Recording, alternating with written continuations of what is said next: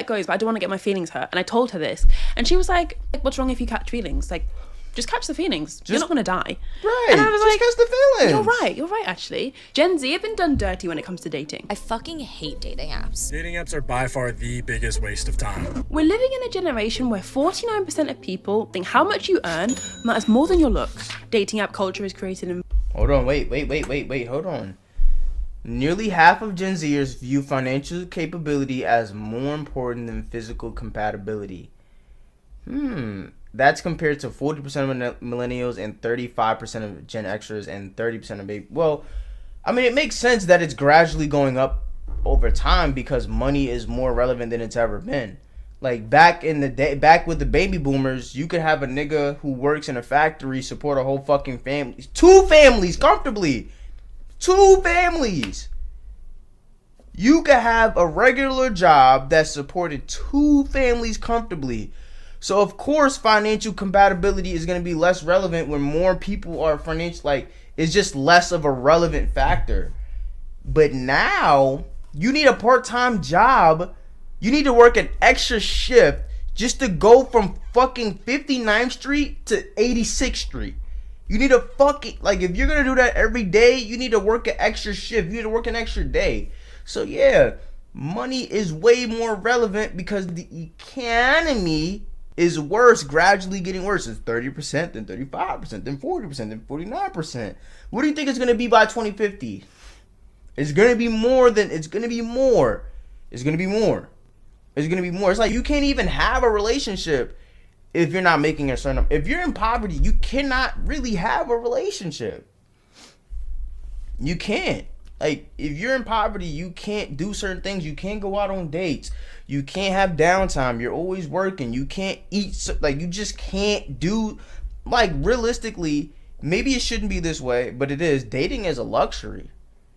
To be able to date, like, not even to have a partner, but to date, to be able to go on dates and go places and dress up nice and have a good time. Have a good time. You can't even you can't even maneuver within Manhattan. It's like, okay, you want to charge me from going Manhattan to Queens or Brooklyn? You know what? That's full of shit. That's crap. But you know what? Fair enough. You want to charge me within Manhattan? That's foul. That's foul, bruh. And so, yeah, money is more important than it's ever been. Of people think how much you earn matters more than your looks. Dating app culture has created an environment where people have so many options that no one wants to commit. And people's views of dating is more polarizing than ever. You need to ignore her, bro. I am so tired of feeling like it's never gonna be my turn to find love. Don't talk to her. Don't text her for a week. You're gonna be amazed at what happens next. These are some very bare minimum standards to be setting, and why does it feel so impossible for them to meet? One side of the internet will tell you that women are too picky and need to lower their standards, whilst the other side says that women aren't picky enough and need to raise their standards. Attractive women cannot afford to date down. How attractive a woman is directly correlated to how faithful they'll be in a relationship. I don't really care if this sounds mean. I can't respect a man who's done worse at life than me. How did you do worse in a system that was designed to help you do better? Some people think that women have it worse with hookup culture. Okay, so the initial point was, what was her point? When you listen to this advice on the internet, it's talking to a group, it's talking to different minorities of people. So you have minorities of people say, yeah, ignore her, do this. That's for a certain group of people. For most people, you go to work, you find somebody at your work, you marry them, you have a couple kids, you spend your life, like, that's just the general consensus. But if different advices for different people. If I say, hey, you need to be saving your money and you need to be doing this, and I say, hey, you need to be investing your money, you need to be doing this, hey, you need to find a job, and then I say, hey, you need to figure out, it's like it's giving different advice for different people. Not all advice is for all people. Advice is for a select group of individuals. A lot of the time, it's very rare that you have a one size fits all advice. That's very rare advice. situationships, whilst other parts of the internet think that men have it worse. Dating apps are uniquely depressing from a guy's perspective because you send out all these likes, then only a fraction of those likes turn into matches. Why is it so hard to find a man who respects you and your time? I feel like most people on dating apps use the app as like an ego boost and they don't actually care about going out on a date or meeting up with someone. Men have just turned dating apps into like an easier way to access convenient sex. We have never been at more polar opposite ends of the spectrum, but trust me when I say this is literally just the tip of the iceberg. There's a whole side of the internet that I've come across that are very anti-men. Not anti-men like men are trash sort of way, but more so I'm living such a peaceful, happy, chilled life without a man in my life that I don't need a man. I'm happy with my friends, happy with my family, happy with my job. I'm so chilled and zen. There's that side of the internet that I see, but then there's also the side of the internet that says like, this is my prime. I'm 25. I want to settle down. I'm ready to have kids. I'm ready for this. I'm ready for that. And they can't find someone that they want. I've made a video on why Gen Z is undateable and how there's so many different things as a generation that we struggle with that make it really hard for us to find the right person. This is kind of a follow-up, but more a follow-up of just like how opposing our views are and how it makes perfect sense that we're struggling to date. Like the culture of men on dating apps and the culture of women on dating apps, the perceptions that we all have of each other is just totally different. And I feel like that's why a lot of us are just struggling right now. This comment that I saw summarized hookup culture so well. Dating for women is like shopping. Dating for men is like a job interview. I understand that men are struggling a lot on the apps because it's like, you have to be really attractive and really tall and you have to present yourself a certain way, otherwise you get no matches. Like it's really common for a guy to go on a dating app for like a few weeks and swipe on people but literally have 0 matches, which as a girl you can literally be an average looking girl and that will not be the case. Whether that's like quality matches is a whole different ballgame. I don't want people in the comments to be angry and be like, it's just not fair, like women get it easier, da da da. Trust me when I say the quality of matches is not giving. Dating for women is like shopping. Dating for men is like a job interview. Again, I feel like the shopping analogy is a good one. I feel like that does paint the picture very well. It just shows that women have a lot more options. For me and my friends, when we talk about the apps and we show each other the matches and we show each other the messages and then like the pics, it's just like the quality on dating apps. Sometimes I feel like there's a whole load of stuff on the clearance rack. Like you're shopping, sure, but a lot of it is just on sale and maybe has holes in. It's not very good quality. You're trying to find an item that's like a high quality item. It's not in the sale. It's good quality. It's not reduced. It's actually worth the price. I just feel like that is the struggle that maybe a lot of women have. In terms of hookup culture in general, I know that's a huge thing that makes people struggle with dating. I've not really gotten involved with hookup culture. It's not really my thing. I do know it's just a guaranteed way to get into maybe a situationship, and that's something that a lot of women struggle with right now. Is like guys want the benefits, the circumstances, and the feeling of a relationship, but then they don't really want the label of one. I don't know if it's just me, but I also feel like men are just sick of women and women are just sick of men. Half of Gen Z men no longer actively even trying to date. They're not even trying. And so the question is, well, why is that happening for women? Women, first off, are dating older. They want more economically and emotionally viable men, and that usually means older men. In addition, when young women are lonely, they have much better social networks. They have much stronger friend networks, whereas guys become kind of lone wolves and kind of literally sequester from everyone and everything. What he said about women having the social networks and when they get lonely, I guess they have friends, I totally see that. I literally saw a girl, I think I'm probably going to watch her video next. I literally saw a girl kind of complaining about the male loneliness epidemic. Maybe not complaining, but she was definitely like having a rant where she basically said like, I don't feel bad for men. She was saying like, whose fault is this? The patriarchy. You guys created this system and now you're not happy with it. If you don't open up, it's not our fault. Women actually open up. Women open up to their friends. I think a huge problem with a lot of these things is that people are so general. Like there's such a generalization. Even just saying like women have social networks. A lot of women don't. Like so many women have toxic friends, or so many women, I feel like they literally don't have any friends. All they have is their family. Maybe they don't even have their family. It's such a generalization.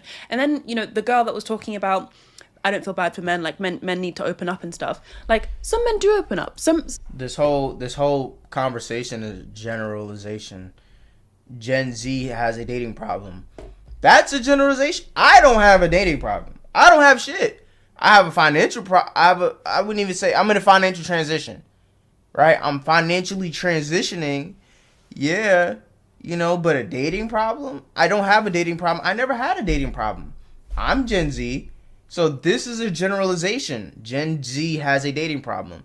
Men generalization. Women, generalization. Like, there's not many things that you can say about men or women in Gen Z that is not a generalization. So let's keep that in mind.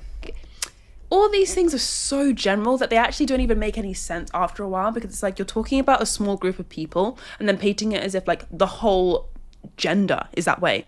In the comments of this video, people were saying, I can't afford a girlfriend. You've got to be making 100k a year to afford a girlfriend now. Rather just focus on myself.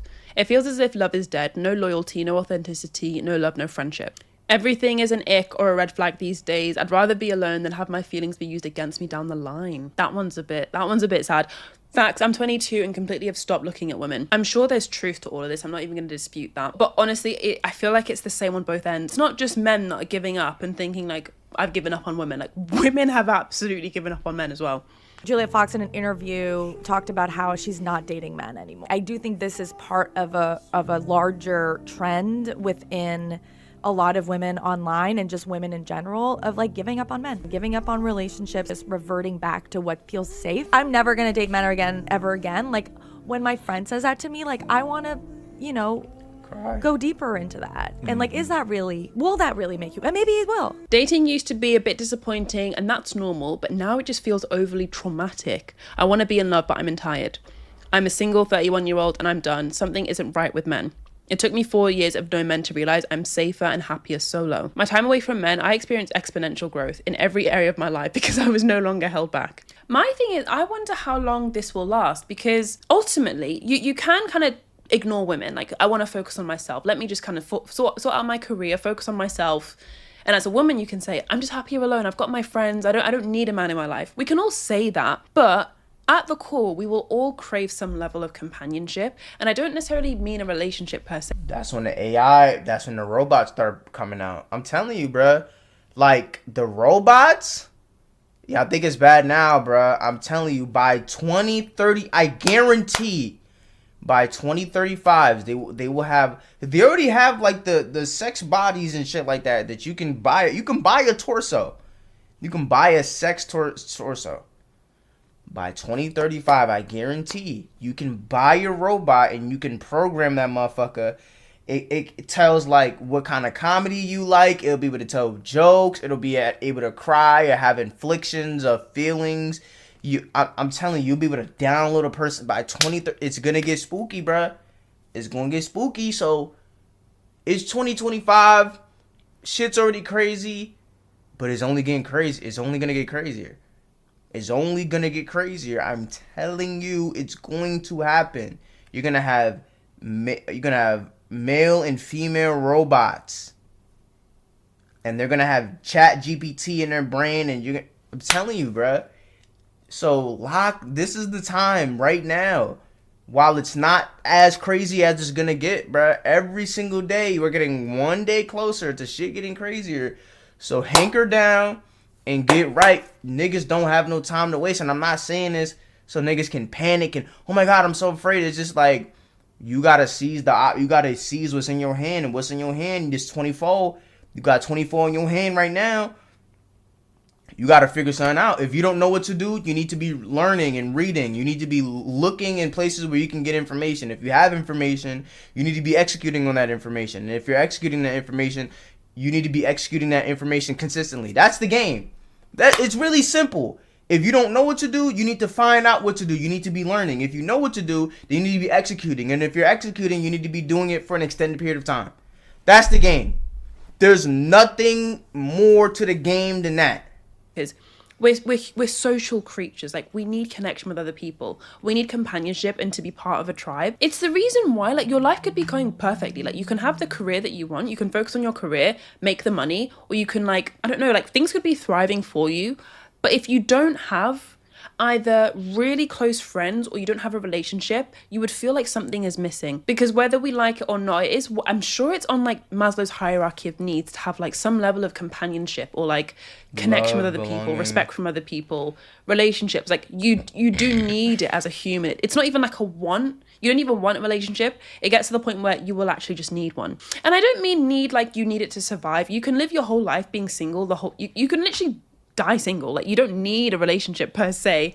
And I know that contradicts what I've just said, but like, there's always going to be something like in your heart telling you like there's something missing from my life. With that being said, I think it's healthy to have a single period of your life. Like, I love how people are talking about focusing on themselves and like just doing things for them, because I think if you have a busy, thriving life outside of your relationships, I feel like you can then come to a relationship as a much more whole person. Like, sometimes I think people go into relationships or go on the dating apps for a bit of like validation and to fill a void almost. I mean, I'm going to argue that's what hookup culture is. Like, people have a void that they want to fill and they're filling it with like casual sex with people. Another thing, I feel like people are very motivated by... I did that one time.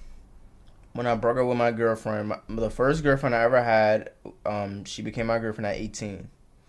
She was the first girl I ever had sex with. She was the first girl I kissed in a very long time. Maybe like, she was the first girl I kissed in probably over 5 years. She's the first. She was like my first girlfriend, my first sex, damn near my first kiss, like as in like a semi-adult, a big ass kid. And after her and I broke up, I went out and, you know, I was like approaching girls and stuff, and I found this one girl, I hooked up with her, whatever. And I did that knowing consciously, like, okay, I need to be able to say to myself, if I wanted bitches, I could pull bitches. And I was like, because if she's the only girl that I've ever whatever, I can't reasonably sit up here and say to myself, okay, I can pull. Okay, like, so I wanted to focus on myself, but I wanted to prove to myself that it was a choice. I didn't want to be telling myself, oh yeah, I want to focus on myself, but in reality, I knew deep down I couldn't pull. I had to prove to myself, like, nah, if you wanted to, you know what I mean? If you wanted to, you know what I mean? You could pull. And once I did that, I was like, all right, I'm done. I gave my life to Christ, you know what I mean? I went on like a 2-year hiatus, no, nothing. So yeah, I did, you know, so I could imagine people doing that for longer periods of time or just constantly needing that validation, you know, so I could imagine. Fear in the dating scene now, rather than being motivated by hope. Like, a lot of people in these comments are kind of sharing things about like how they don't want to have their feelings hurt, or what's the point of opening up? Like, I'm so traumatized. I feel like people are so scared now to get into relationships, and it's absolutely valid if you've had bad experiences. Everyone has. But it's also one of those things that it just comes with the territory. You can't really navigate the dating scene without having your feelings hurt. When I was 18 and I first started like going on dates and stuff, and I downloaded like Bumble for the first time, that was a big fear of mine, and I was trying to navigate it and like message only certain people that were my type, because I thought everyone else is going to hurt my feelings, or I would just be so scared of having my feelings hurt that I was treading really lightly. And I think if you want to date without having your feelings hurt, I almost feel like that's not going to happen. Human beings are human beings. Like, we will do the wrong things. We will make mistakes. There is no way that you could even navigate dating people without hurting someone else's feelings. Like, I've gone on dates and I've had to like let people down. Like, even though I don't want to say anything bad and I don't want to hurt anyone's feelings, it just comes with the territory. So in a way, I think when you are motivated by fear and you're like, I've got my guard up, I don't want to have my feelings hurt, I'm going to back away, like I'm not going to get involved. It's just like, that it's kind of an inevitable thing. Even if you don't get your feelings hurt, you might hurt someone else's, and that's not a bad thing. It's just what happens. Like, it reminds me, I was actually talking to my friend. We were talking about Hinge.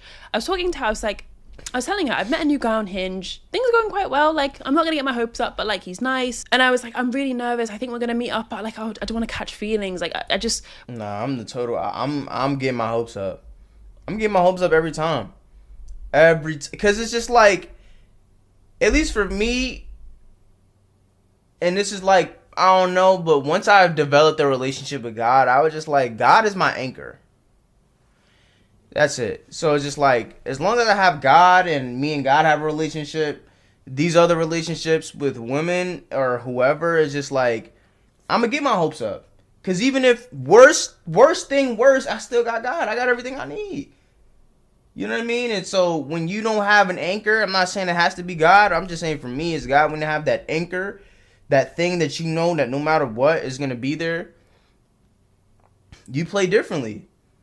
And so for me, I'm like, yo, I'm going to get my hopes up every time. Because it's not, that's just the way that you get the most out of the experience. That's the way that you give yourself the best chance of succeeding. That's the way that you have the most fun. Yeah, it hurts, you know what I mean? But, you know, you lick your wounds and you get back out there.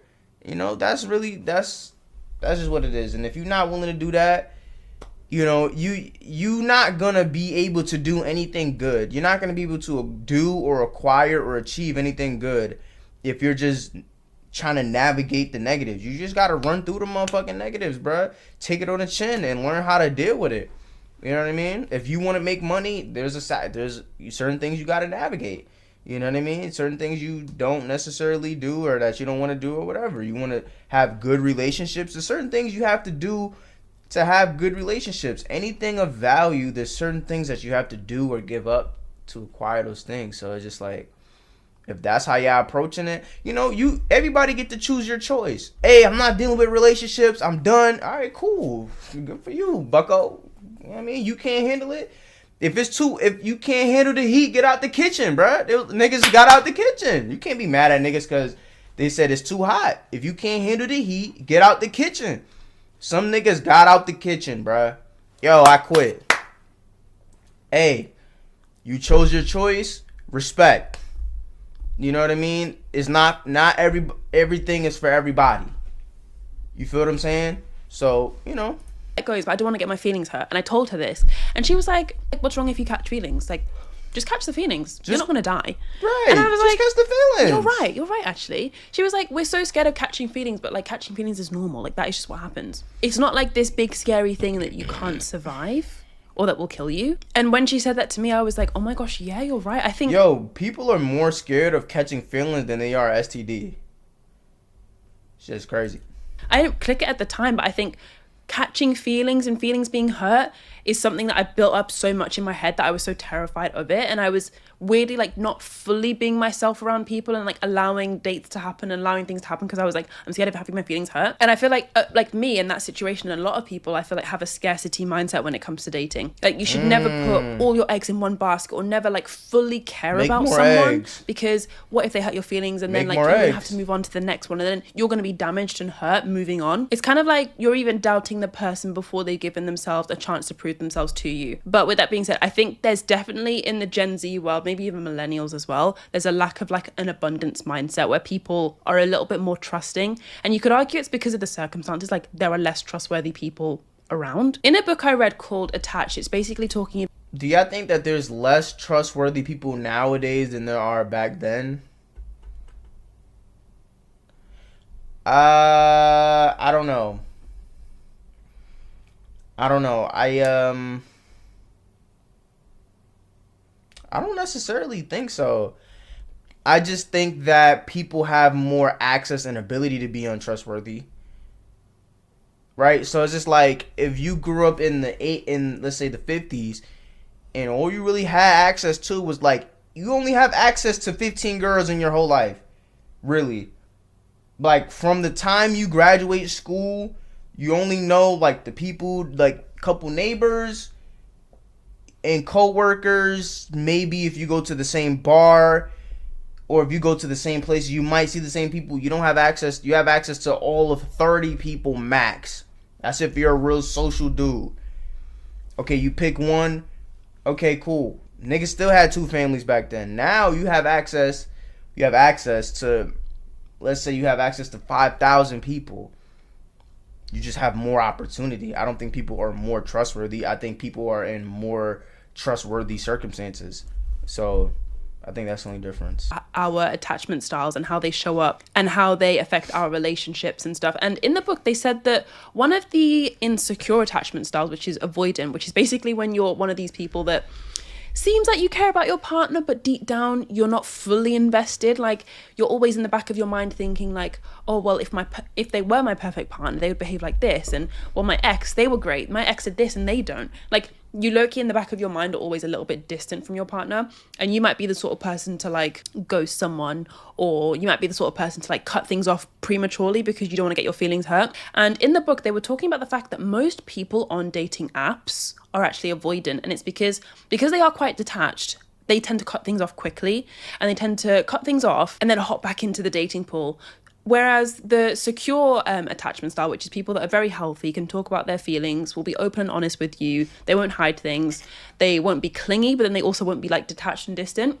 They're actually often in relationships. So there's quite like a small pool of them in the dating apps because they're like happy in relationships. Even if things aren't going well and like sunshine and rainbows, secure people that have a secure attachment style are very willing to like communicate and talk things through. They're not going to up and leave the moment like a red flag happens or like the moment they get the ick. Which brings me on to my next point, which is we don't date people, we date avatars. A lot of us have a weird obsession with like the idea of a partner that we want. Like the avoidant attachment style that I was talking about.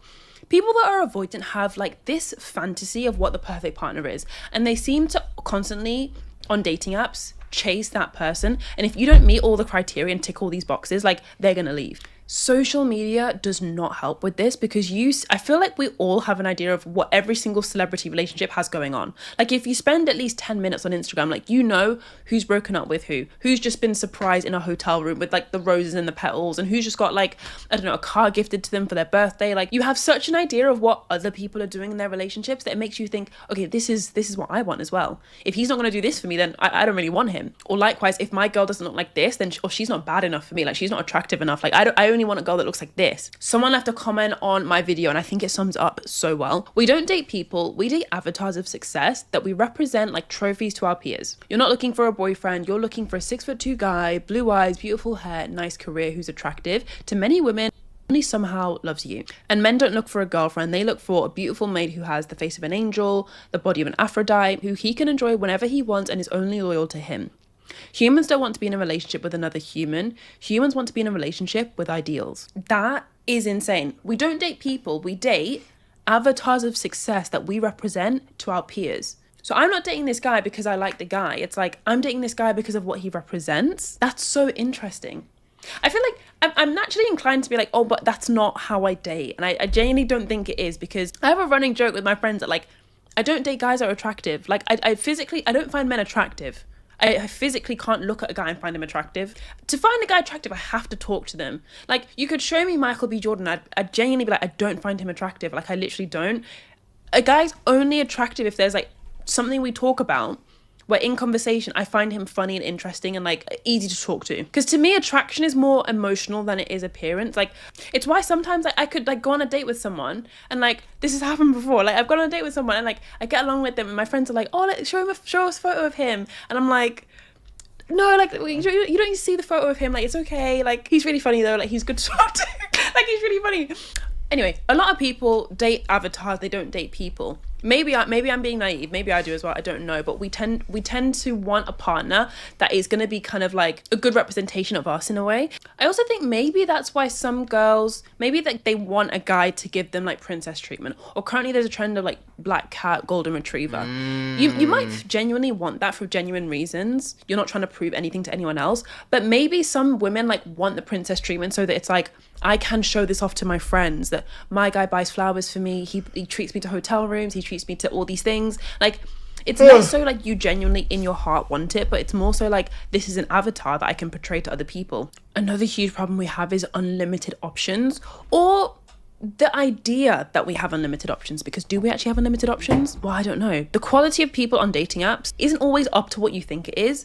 And I stand by that. I think people act like, oh, as a woman, you always have so many options. Like you easily get likes, you easily get matches. The quality though. And maybe even as a guy as well. People always like to talk about how a guy that's in the top 10% attraction wise will get access to a lot more women. But I'm convinced, I don't know if the quality of those women are really like what you think they are. If a woman is attracted to you mainly because of your looks, is that a woman that you want? And it goes both ways. I think if you're a girl and you're like genetically gifted, like you look amazing in your photos and you're only kind of portraying, that's not necessarily like fully true.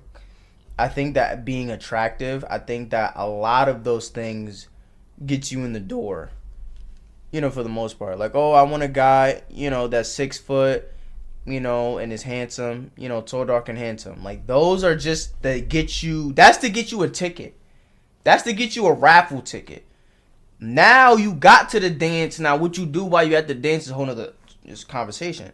There's a lot of niggas 5 foot under, you know, she wants 6 foot 200. You know what I mean? Or somebody is 5 foot, you know, under 200. Like, she don't like you because of those things. Those things just allow you to play. That's the idea of it. That's definitely not true. If she meet a nigga that's 5'10", $185, who's really him, It's gonna be different. Is not gonna go down like that. I'm telling you that right now. But I'm just saying, in theory, those things just get you in the door. You know, I want a man that makes a certain amount. You know, I want a man that makes a certain amount of money. So if you don't make a certain amount of money, that doesn't mean that she's gonna like you just because you make that. That just means that now you have an opportunity. But those niggas who don't make that, in theory, because that's not how it actually goes, those niggas don't even have an opportunity. How you ate from outside the club, you can't even get in. They can't even talk like, yo, miss, can I buy you a drink? Okay, you can buy me what you want to say. Like, you know what I mean? I'm listening. Them other niggas, they can't even, you know what I mean? We got an opportunity. Showing one side of your personality and only showing like very visually appealing photos, but not as much personality. And guys like you just for how you look. I don't know if the quality of that is really what you want. One thing I do know though is that our culture has a huge maximizer mindset. When I was reading this book called How to Not Die Alone, it's essentially another relationship book that I read, but it was so good. So essentially, the author was talking about the fact that there's, in life, you're either a maximizer or a satisficer. Maximizers love to exhaust all of their options. If they're buying, like, I don't know, a new laptop, they want to read all the reviews, watch all the YouTube videos, go to the stores, try them out, like test out the keyboards, like check the prices, like what discounts can I get, everything. The satisficer, they've got an idea of what they want. They've got their eye on maybe, I don't know, like an Acer, like a flexible touchscreen laptop. They'll try out a few, look at a few reviews and watch a couple videos, but they are satisfied once their needs have been met. The maximizer might also want that Acer laptop that's a touchscreen, but then they'll also consider like a MacBook Air. They'll also consider an iPad, and then they'll go back to the Acer, and then they'll think about like a Samsung. Like, they tend to like go back and forth a lot and like exhaust their options. And when it comes to dating, maximizers are the sort of people that they have an idea of what they want. They've got a long list of things. They've got that avatar in mind of who they want to date. And they tell themselves, like, until I find this person, until I meet someone, go on a date, and they tick all these boxes, like, I'm not going to settle. Maybe that sounds like someone that's high value, doesn't settle for less. But actually, in this book, the author, she's a relationship expert. She's actually head of love and science at Hinge. She said that satisficers are actually more happy and fulfilled in relationships. They're people that when they are going on dates or on the dating apps, they have an idea of what they want. They go in with like a vision. Okay, this is the traits that I want, not necessarily the appearance that I want. They're not really leading with type. It's more so like, what values do we have and what values do we share? Because that's another thing she said, like, your type is a waste of time. But I'm actually planning a separate video on that. Your type is a waste of time. Instead, what matters is like your values when you're going into dating. Like, satisficers go in thinking, I want someone with integrity, trustworthy, someone who wants a family, like similar future plans. If that means they're a 6'2" blonde, cool. If that means they're a 5'7" brown haired guy, I don't know, ginger person, I don't know, they're happy with that. Once they found someone that meets the values they're looking for and like they're satisfied, they stop looking. They don't think what if there's better, or they don't get the ick really quickly. They're not really sensitive to like red flags and beige flags. Satisficers in my mind sound like very secure attached people. They sound like people that if an issue does arise on the first date or second date, like they will talk it through. They're not going to up and leave, which sounds very different to the person who has avoidant attachment, who is really alarmed and almost like triggered by any sort of difference or conflict that you have in a relationship. Maximizers and satisficers applies to literally all different areas of life. You might actually be maybe a satisficer in work, or your hobby is entertainment, Netflix. I don't know. Maybe you can find something on Netflix in 2 minutes and you're happy with that. But then when it comes to dating, you're a maximizer. Like, you're never satisfied with the people you go on dates with. Like, you always just want something more. I think it's tricky as someone like me. I've not been in a relationship. So sometimes I find I'm going on dates, and now that I'm knowing maximizer and satisficer, I'm like, okay, Christina, don't exhaust all your options. Like, be sensible, be a satisficer. Satisficers are happier. Research shows satisficers are more happy and fulfilled. Don't try to exhaust your options. But then I find it difficult because it's like I don't actually know what I'm looking for. I've not had a relationship. I'm testing it out as I'm going. What I'm trying to work on is going more from the insecure attachment styles, like anxious. What would I tell someone, guy or girl, or let's just say girl, that has never been in a relationship, that wants these things, and if I'm gonna say something contrary to like, or if I'm not going to bring God into it, which I would firmly suggest, being real. But if we're going to go off that, you're going to go rogue. What would I suggest? I think it might be advantageous to be a serial dater. Like, just date multiple guys. Date 10 guys at once. You don't have to kiss them or do anything, but just get exposed to a lot of different things. And the more you get exposed to, the more you can have an idea of what you like, what you don't like. I'm not saying kiss or have sex, but, go on a couple dates with guys that are willing to take you out. Just gain experience. It's like, if you don't know what you want to do for work, that's not bad, but if while you don't know, you should be gaining experience. You should be saying, okay, I work this job. You should be gaining some type of experience. You should be gaining experience so that you can know what it is that you like and what you don't like. And so I would say just do your best to just gain experience. Guy or girl, I feel like that works both ways. I think I used to kind of be in that way. Like, I used to be like, damn, like, what if there's a girl that I like more? What if there's a girl that I'm, like, more interested in? Or what if there's a girl that is more compatible? And I think part of it was that I wasn't for that person or that person wasn't for me. But I think it was just, like, I didn't have any experience. Like, these are thoughts that I had with my first girlfriend. And I just didn't have any experience. I'm just like, what if? You know what I mean? Like, what if?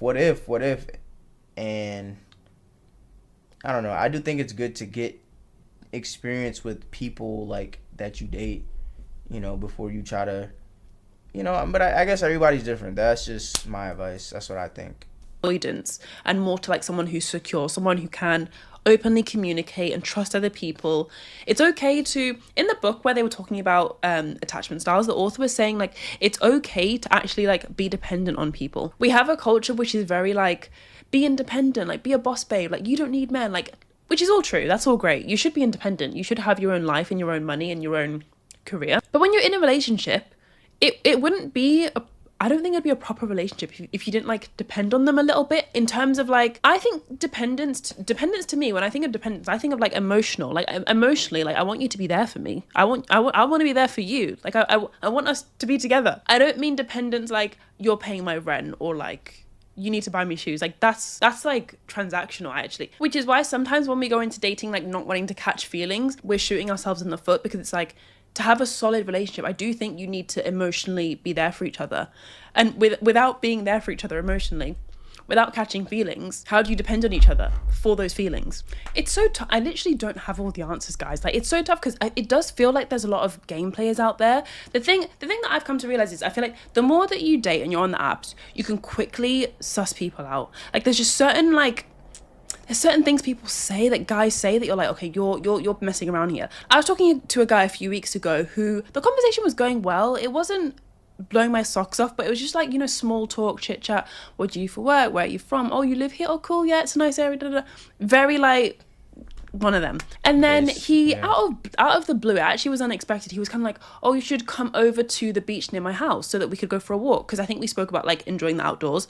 And the fact that it was on the same day, he was saying, like, come to my house today, and it was so, like, spontaneous, like, now, like, no warning, no planning for it, like, that was giving me a bit of a red flag in terms of, like, I feel like he just wanted to hook up. You wouldn't invite someone on a proper date that's, like, conveniently a stone's throw away from your house, and you wouldn't do it as well, like, no notice, like, the same day. That's what I mean. I think after you talk to people a few times, there's just certain little things after a while that you'll pick up on where you're no longer naive. Like, you're clued up. Like, this is not a guy that's genuinely wanting to spontaneously see me. Like, he wants to hook up. And there are a lot of those on the app. I was thinking, like, okay, how do you discern that? Because I'm the type of guy that's very spontaneous. I'll be like, yo, like, what are you doing right now? Like, I literally, like, be like, yo, I'm busy throughout the whole day, and I might have a little pocket of time where I maybe have, like, 2.5 hours, 3 hours. I'm like, yo, what are you doing right now? I'm on my way. You know what I mean? Like, but I guess as you build some rapport, but I feel like that's something that I would do early on, though. So I guess how do you discern that is a big question. I don't know. I can only speak for myself as a woman, but I feel like you do have to have quite a high threshold for, like, I don't need validation from this app. I'm not on Hinge to validate myself. I'm not on here looking for compliments or for, like, people to say that they like me, or you have to be on there, like, for genuine reasons. Otherwise, I think little moments like this where someone's telling you to come over to, like, literally basically his garden to go for a walk on the beach near his house. Like, I think if you are on the apps for insecure reasons where you want validation, sometimes you might let little things like that slip, and then you might end up in situationship, or you might, like, you never know. But validation as a woman and trying to get validation from relationships is a very common thing, but not something that people talk about often, I feel like. If you're one of those girls that never gets attention in school or in high school, and then you turn 18, you start to like grow into your features, you start to dress differently, dress nicer, do your makeup, you might start to feel more confident in yourself, and then also start to, like, I don't know, get attention from men. But if you're not careful and the validation that you're getting is like coming from the wrong place, you might end up in unhealthy relationships. I spoke about this a lot more in this video, which I'm going to link here, where I was breaking down a lot of the things that men secretly think in dating relationships, according to this author who's like an expert. So let me know what you think of that video. But